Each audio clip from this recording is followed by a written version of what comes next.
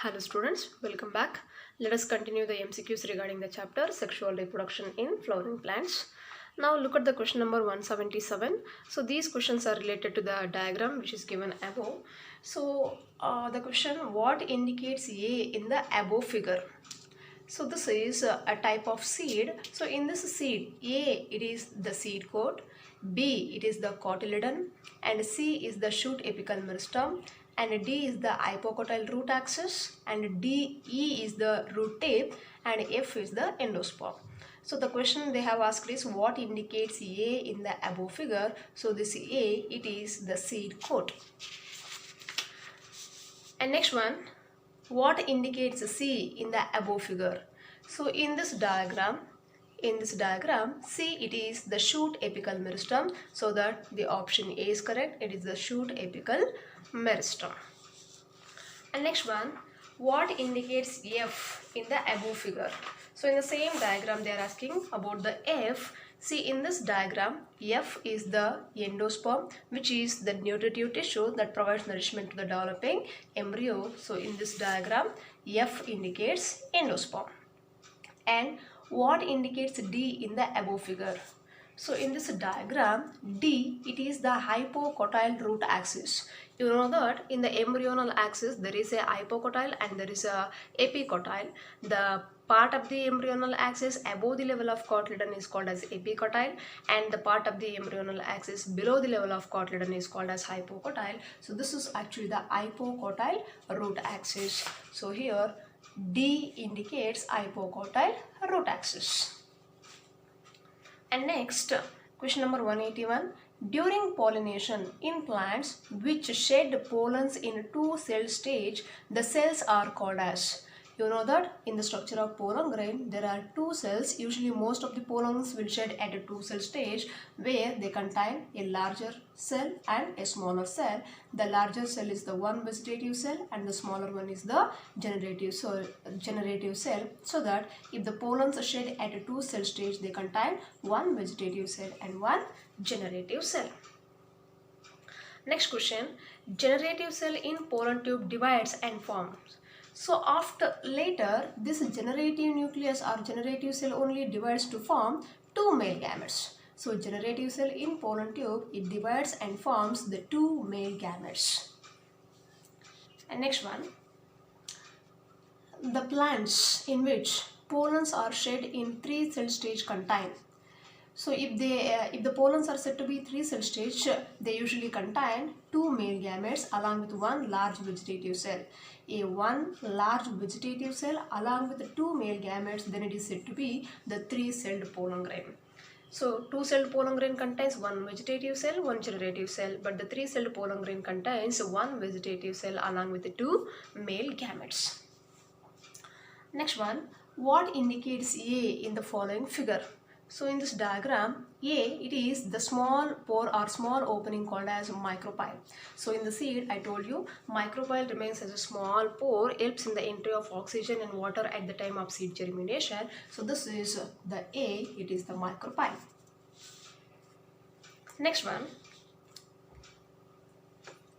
the pollen tube after reaching the ovary enters inside the ovule generally through which part of the ovule? So when we look at the structure of ovule, so in that ovule, you know that there is a small opening called as a micropyle, and opposite to micropyle there is a chalosa. So the question they are asking is, the pollen tube after reaching the ovary enters inside the ovule generally through which part of the ovule? So when you look at the diagram, so this is the micropylar region. When the pollen tube enters the ovary, usually the pollen tube enters into the ovule at the micropylar end. So the correct answer is micropylar end. The pollen tube after reaching the ovary enters the ovule generally at the micropylar end. Next one, the pollen enters one of the synergids through. Usually when the pollen tube enters into the embryo sac, this pollen tube usually enters into any one of the synergid with the help of filiform apparatus. There are finger-like projections which are present in the synergids are called as a filiform apparatus. They helps in guiding the pollen tube. So they contain filiform apparatus. And next one, The knowledge of pollen-pistil interaction is helpful to plant breeder in which manner? So the pollen-pistil interaction will be helping the plant breeder. So we'll see in which way the pollen-pistil interaction will be helpful. First one, manipulating the pollen-pistil interaction. Yes, of course, as they have pollen-pistil interaction, we can able to manipulate the pollen-pistil interaction and to get desired hybrids in incompatible pollination. If the pollination is incompatible, at that time we can manipulate and we can obtain desirable hybrids. So both A and B are correct, and these two will be helping the plant breeder in pollen-pistil interaction. Next one, which one of the following is correct for artificial hybridization? Option A, combines desirable characters to produce superior varieties. Yes, this is correct for artificial hybridization. We are mainly doing artificial hybridization to combine the desirable characters and to produce superior varieties. And option B, approach towards crop improvement program. Yes, artificial hybridization is one of the best approach towards the crop improvement program. And option C, desired pollen grains are used for pollination. Yes, during artificial hybridization, we will collect the desirable pollen grains and that will be used for pollination. So option C also correct. And option D, stigma is exposed to receive the pollen grain. So this is wrong. So here stigmas are not exposed in case of artificial hybridization. So here, which one of the following is correct for artificial hybridization means option A, B, C. All the three are correct. When we look at the options, only option A, B and C are correct. Next one, artificial hybridization is achieved by. So there are two methods in case of artificial hybridization. One is called as emasculation, other one is bagging, so that both are required. So in order to achieve the artificial hybridization, both emasculation and bagging are required. So we will come to know what is emasculation, what is bagging in the upcoming questions. So next question, emasculation is. So what is emasculation means? It is the removal of anthers in a bisexual flower. In a bisexual flower, the bisexual flower which contains both androecium and gynoecium. So in such flowers, we are removing the anthers by using sterilized forceps in bud condition. So that procedure is called as emasculation. So when we look at the options, removal of anthers from bisexual flower, but before dehiscence using a pair of forceps. So before the before the anther dehiscence, in the bud condition only we need to remove the anthers. So that process is called as emasculation. And next question, emasculated flowers are covered with a bag of suitable size. The process is referred to as, it is bagging. So the emasculated flowers, when we remove the anthers, only it contains the stigma or the pistil part. So that pistil or stigma must be covered with the help of a polythene bag. So that process is called as bagging. Next one, why bagging is done in an emasculated flower. So what is the purpose of doing bagging in case of emasculated flower? See option A, to prevent the contamination of its stigma with unwanted pollen grain. Yes, we need to protect the stigma because unwanted pollens may fall on the stigma and they promote germination. So to prevent the contamination, we need to cover the stigma. And even option B, to pollinate the stigma with the required anthers only. So we need to pollinate the desirable pollen grains onto the stigma. That's why we need to protect the emasculated flower with the help of bagging. So option C, both A and B are correct. Next one, emasculation is not required in flowers with. So when emasculation cannot be done if the flowers contain only pistil. If the flowers contain only gynoecium or pistil, it is the unisexual flower which do not contain anthers, so no need to remove the anthers in such flowers. So if they have only pistil, there is no need for emasculation. Next one, the female parent plant produces unisexual flower. The female parent plant produces unisexual flowers. If they are female parents, they produce unisexual flower. They contain only gynoecium. If they contain only gynoecium, there is no need to do not require emasculation, and the flowers are bagged during the bud stage. We cannot say that requires emasculation as they do not contain anthers. It doesn't require emasculation. So that's why do not require emasculation. But as they contain stigma, the stigma must be bagged with the help of a polythene bag to protect the stigma. Next one, during syngamy, Male gamete fuses with the two polar nuclei and male gamete fuses with the egg cell. Actually, syngamy refers to the fusion of one male gamete with the female gamete called as egg. That process is called as syngamy. So the correct option is B. The male gamete fuses with the egg cell. Next one, primary endosperm nucleus is a result of. So what is this primary endosperm nucleus? When we look at the pollination followed by fertilization, there are two male gametes. One male gamete fuses with the egg.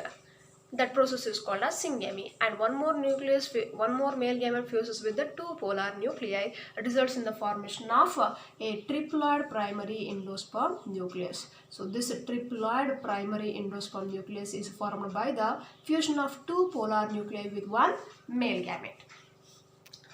And a triple fusion is a result of. So triple fusion, it is a result of one male gamete and two polar nuclei. So here option A, fusion of three haploid nuclei. This is also correct because there are two polar nuclei and one male gamete. So all these three fuse to form the triploid fusion. And one more thing, a fusion of two polar nuclei with male gamete. Even this is also correct. So we can consider both A and B. Triple fusion, it is always the fusion of three haploid nuclei, the two polar nuclei and one male gamete. Next one, double fertilization is. So double fertilization, it is unique to flowering plants. Yes, one of the characteristic feature of all flowering plants is that double fertilization. And B, results in formation of zygote and primary endosperm cell. Yes, during double fertilization, there will be formation of zygote also and primary endosperm cell also. And option C, a process in which triple fusion and syngamy takes place. Yes, double fertilization refers to the triple fusion and syngamy together, it is called as double fertilization. So option C also correct. And option D, a process in which a triple fusion only takes place. No, option D is wrong, but all the three options are relevant to double fertilization. So that the correct answer is option B. Only A, B and C are correct. And next question, triple fusion results in. So during triple fusion, one male gamete fuses with the two polar nuclei, results in the formation of primary endosperm nucleus, and that primary endosperm nucleus later develops into endosperm. So triple fusion results in endosperm, while syngamy results in the formation of zygote, because when one male gamete fuses with the female gamete, it results in the formation of zygote. And next one, identify A and B in this figure. It is gynoecium. So here A, it is actually the syncarpus ovary. It is a ovary, syncarpus. If the carpels are fused, it is called as a syncarpus ovary. And B, it is the stigma part of the gynoecium. So option D is the correct answer. And next one, endosperm is a product of. Endosperm is a product of triple fusion. Already we have discussed. So triple fusion always results in the formation of endosperm. That's why endosperm is a product of triple fusion, and embryo is the product of syngamy. So during syngamy, one male gamete fuses with the female gamete, results in the formation of zygote. That zygote later develops into embryo. So embryo is a product of the syngamy. Option A is correct. Next question, forced fertilization events do not include. So you know that there are various forced fertilization events. In that, option A, formation of primary endosperm cell. It is not actually the forced fertilization events. We can say that the primary endosperm nucleus develops into endosperm. That is the forced fertilization event. But formation of primary endosperm cell, it is not the forced fertilization event. But maturation of ovule into seed, this is the one event.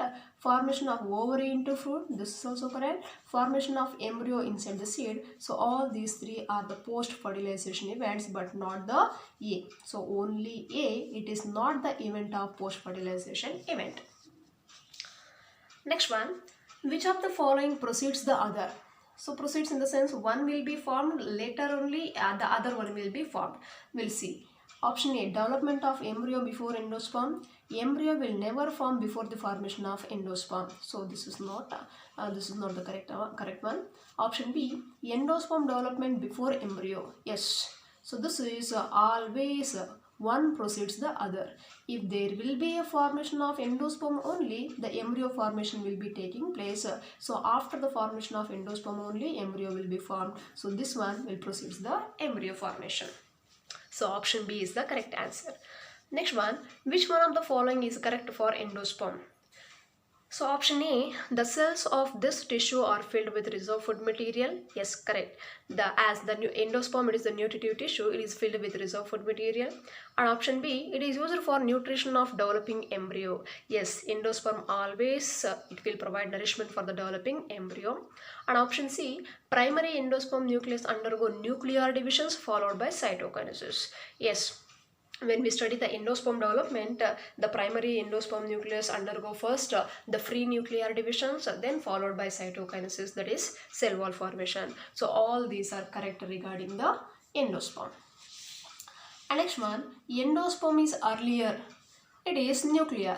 So in the development of endosperm, usually in the initial stage of development, endosperm is usually nuclear, then followed by cell wall formation. So then it develops into cellular. So we know there are different types of endosperm: nuclear endosperm, cellular endosperm, and helobial endosperm. Here endosperm is usually nuclear type, then followed by the cell wall formation, so that nuclear endosperm develops into cellular endosperm. And next question, the number of nuclei in free nuclear endosperm before cellularization is. So we cannot say that the fixed number of nuclei will be present in the endosperm. It greatly varies, or usually it varies greatly. The number of nuclei we cannot count in the endosperm before cellularization, and it is usually greatly varies. And next question, coconut water is.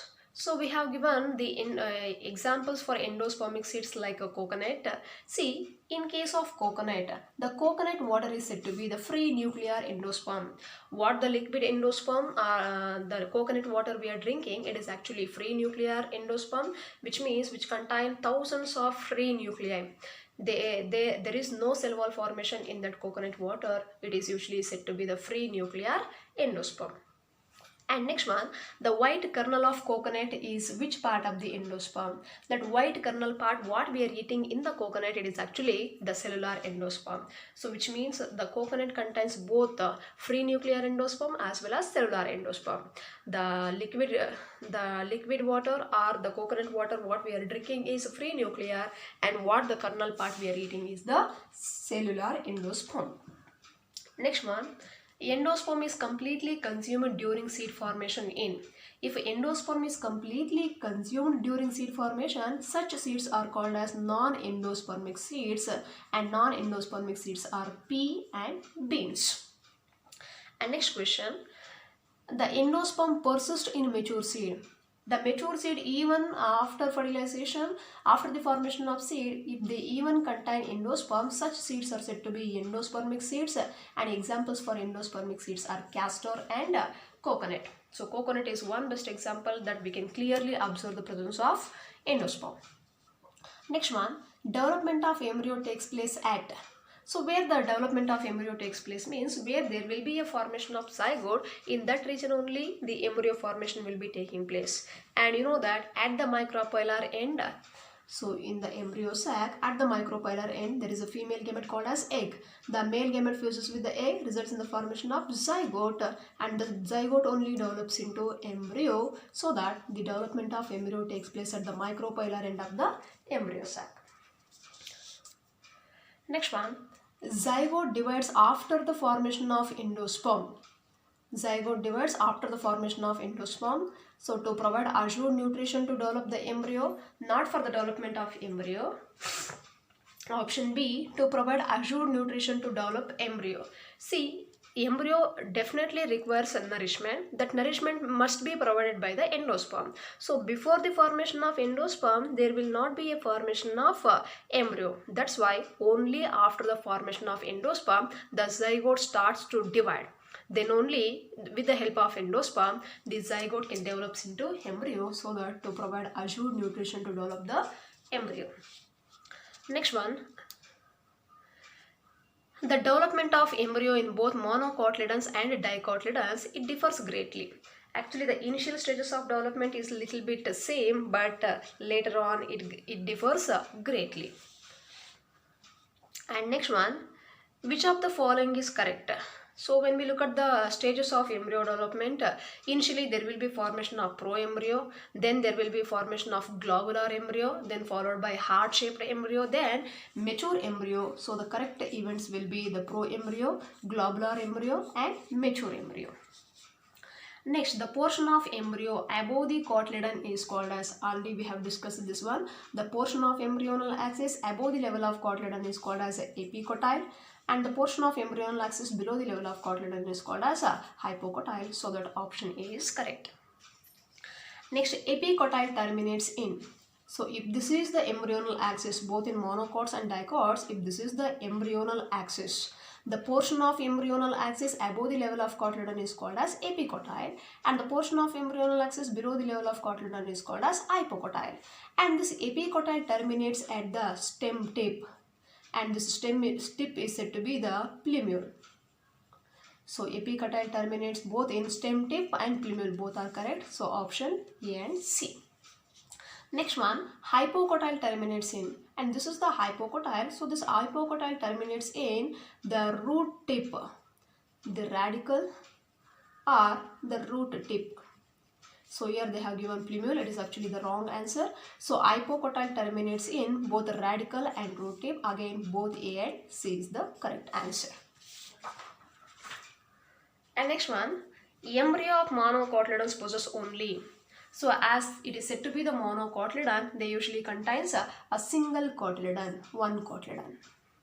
And next one, the root cap of monocot is covered by. The root cap of monocot is covered by a sheath called as coleorhiza. So coleorhiza, coleoptile, these are the terms which are only used in the monocot embryo.